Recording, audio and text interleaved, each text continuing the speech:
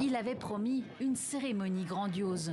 Sous le soleil matinal de Moroni, Azali Assoumani a prêté serment ce dimanche sur la scène du stade omnisport de Maluzini, entouré de quelques centaines de supporters et de ses soutiens africains et asiatiques dans les tribunes. Je mettrai tout en œuvre pour garantir la paix, la sécurité, la cohésion nationale et l'intégrité territoriale de notre pays.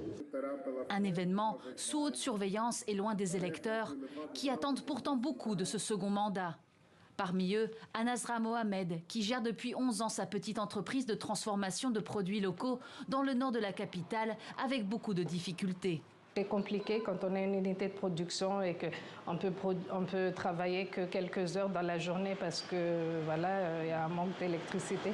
C'est compliqué de tenir également au niveau de l'eau. Avoir de l'eau régulièrement, etc., de l'eau potable. Et aussi au niveau de la logistique.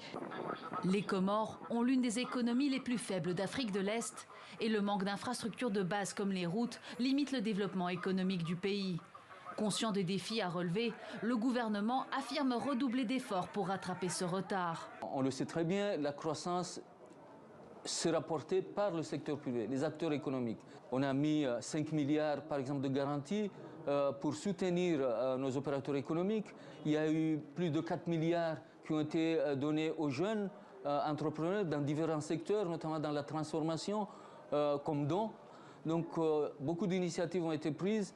Le pays fait également face à des inégalités sociales importantes sur son territoire. Mais de nombreux Comoriens espèrent que ce nouveau mandat permettra au président Assoumani d'engager les réformes nécessaires. Première chose à faire, le Comorien ne doit pas mourir de faim. Résoudre le problème de l'eau potable, c'est important, mais aussi la santé.